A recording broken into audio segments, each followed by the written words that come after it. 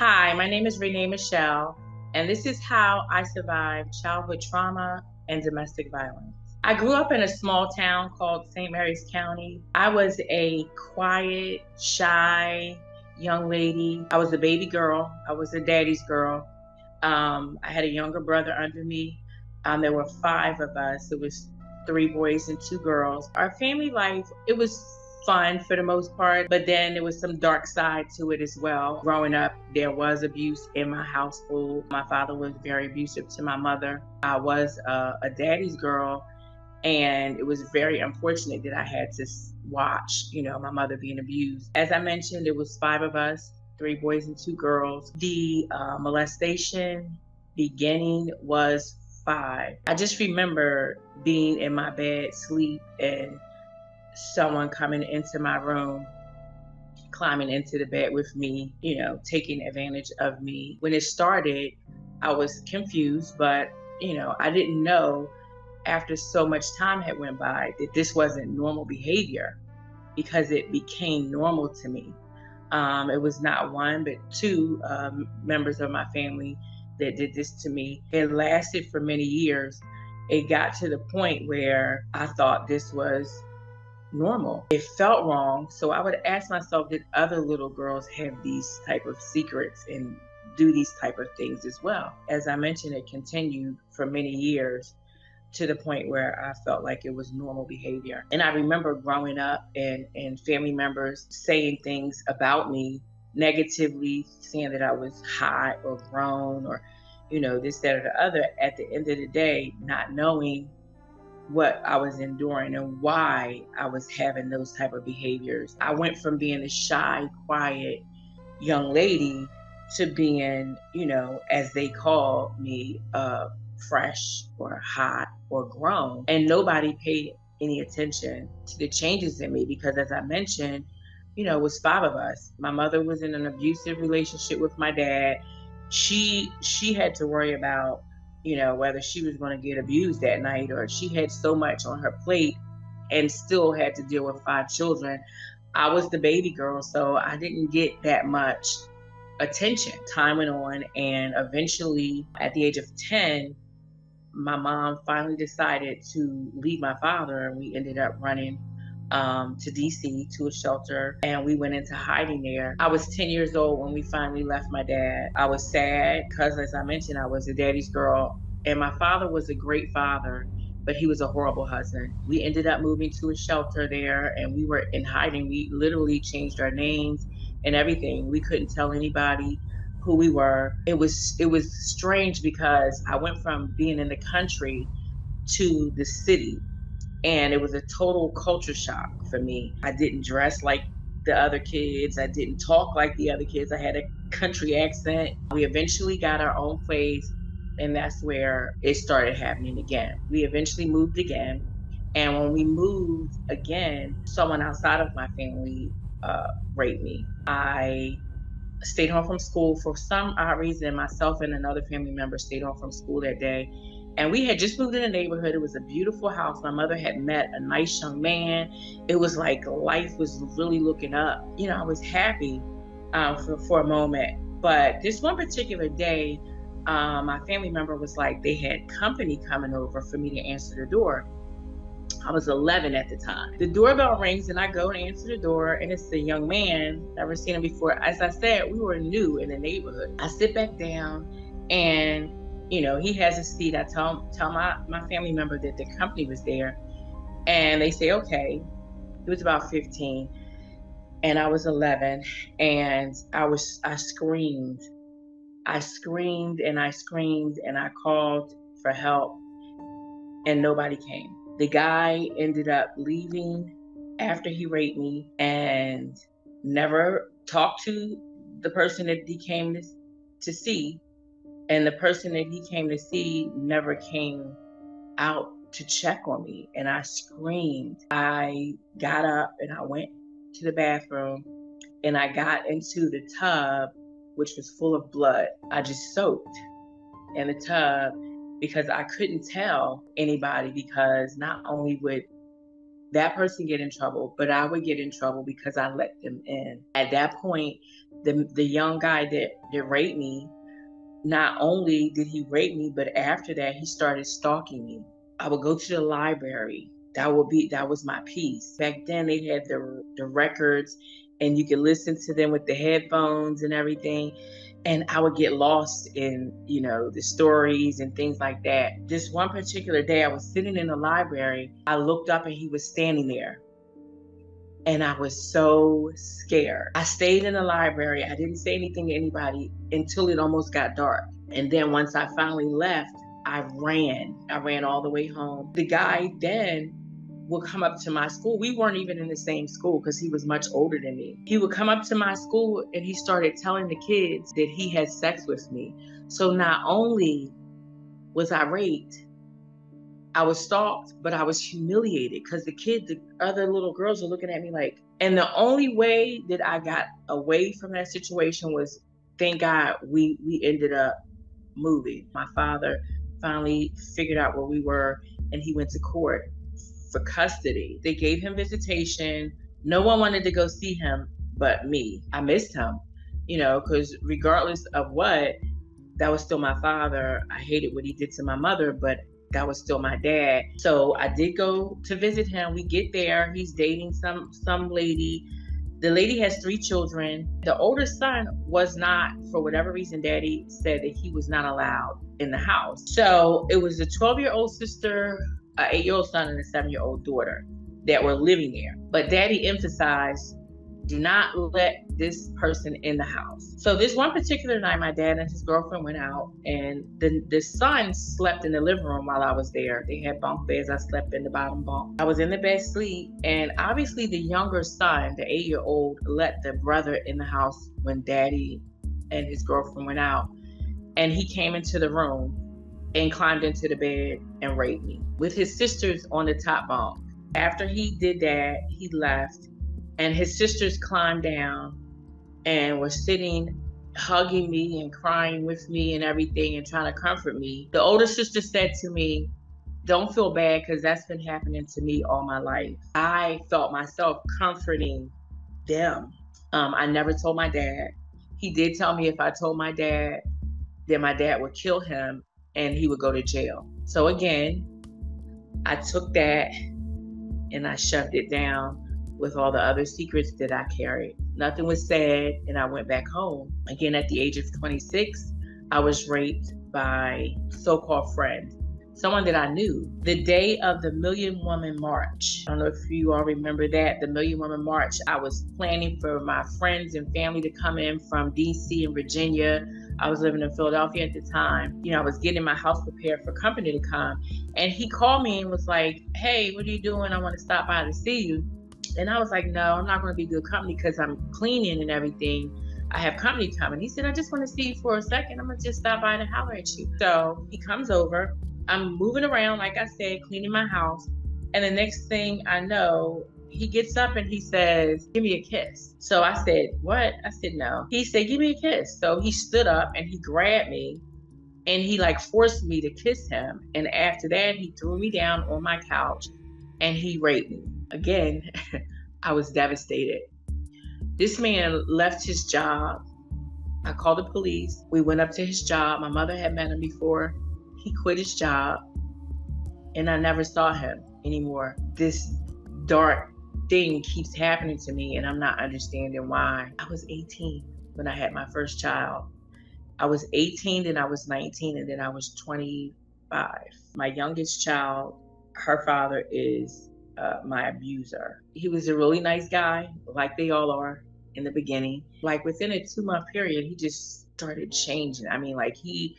He was verbally abusive to me and mentally abusive to me, and then the physical abuse came in, and he literally, I honestly can remember the first day he hit me as if it was yesterday. I could not go anywhere without this man.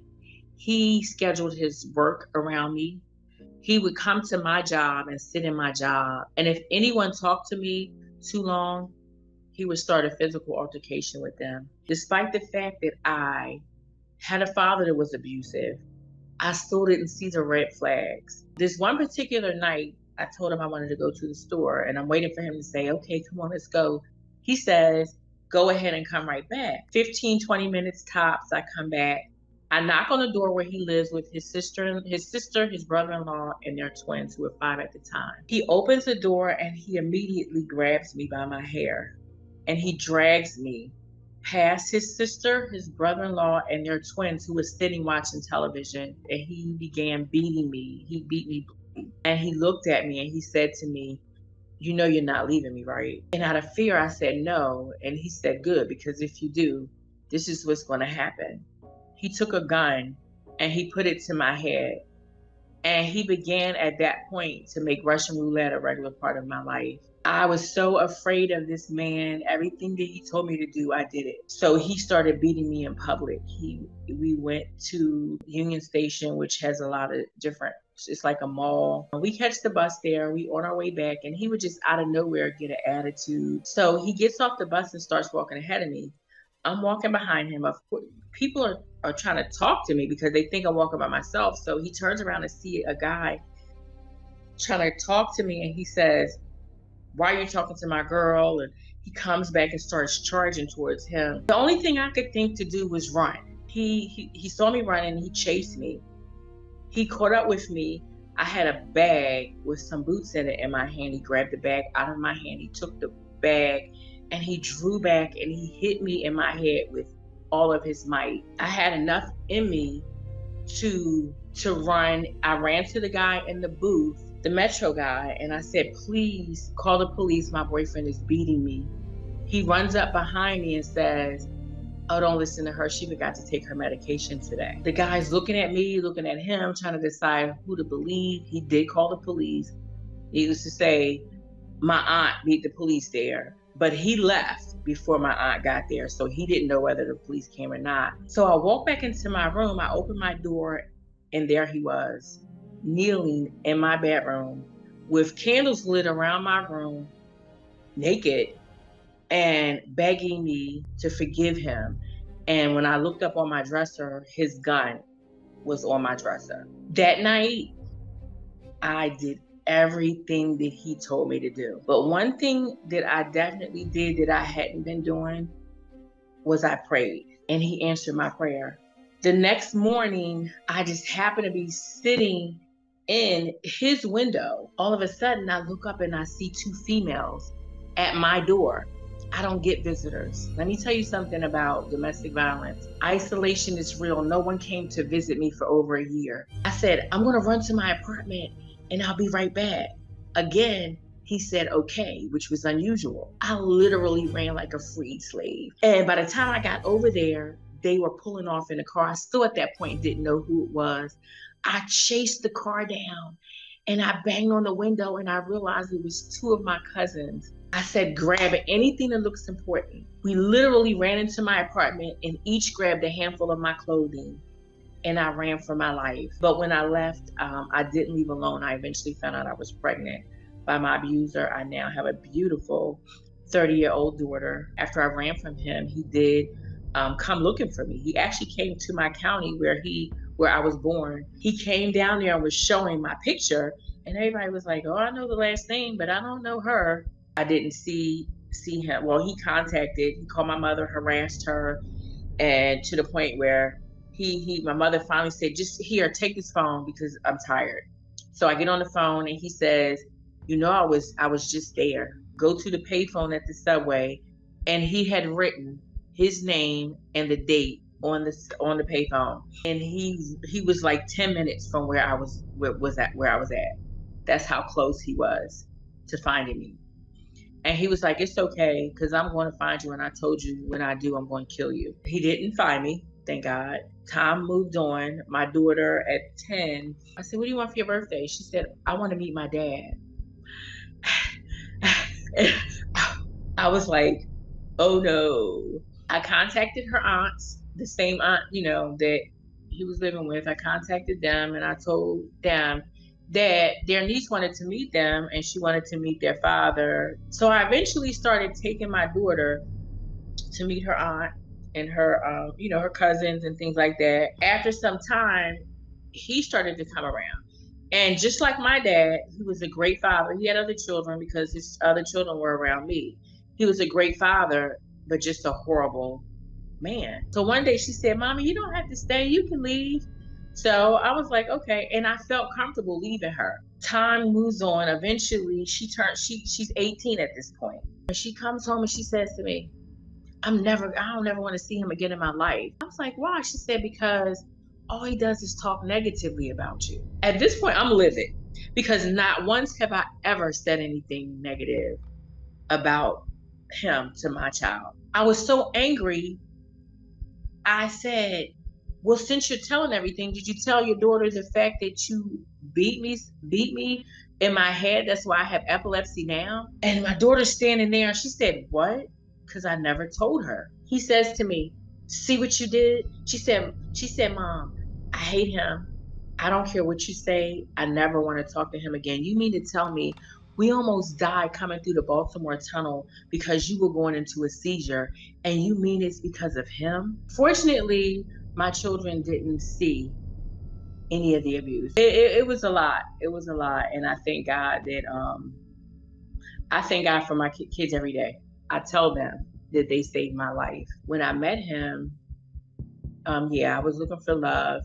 But when the abuse and everything started, I said, I'm out of here. And I wasn't going to stay there and tolerate it. And I did stay because I had to. So I couldn't leave until there was a opportune moment for me to leave, because I know a lot of people that have tried to leave, my cousin being one of them. And she was shot 3 times and bludgeoned to death. I had an interview with a young man one day, and he said to me, he interviewed me, and he says to me, well, my aunt and my mother both were abused, and they carried knives, and they got out of their abusive relationship. And I said to him, sir, no disrespect to your mother or your aunt, but I'm not either one of them. And I left when it was right for me to leave. And if I hadn't done it the way that I did, I probably wouldn't be sitting here interviewing with you right now. I probably would be dead. And I always advise everyone that I speak to, don't just leave. You have to have a plan. When I finally left the abusive situation, it took a while, but I was free. And I started just living a little. So, I would go out and, and try to enjoy myself and everything to get things off my mind. But eventually it was something inside of me that was churning. It was something inside of me. And this one particular night, I couldn't pinpoint what exactly it was, but it was one particular night. It was in 2012. I remember sitting up, I could not sleep. And I kept having this feeling it was like God was talking to me, and he told me that I need to talk, to say something, basically. And I chose Facebook to do it. I got on there and I literally shared everything that happened to me from the age of 5 until that period. It exploded. People that have known me all my life were like, oh my God, Rene, you're always so happy. You're always trying to make everybody laugh. Oh my God, I can't believe you went through all of this. And some people were like, thank you for sharing your story. It gave me courage. A lot of things have happened since I made that decision to share my testimony. And the main thing that happened was my healing began. I'm gonna tell the world my story. So anybody that has been through this, or so I can prevent any child, young girl, woman, whoever, so they don't have to go through what I endured.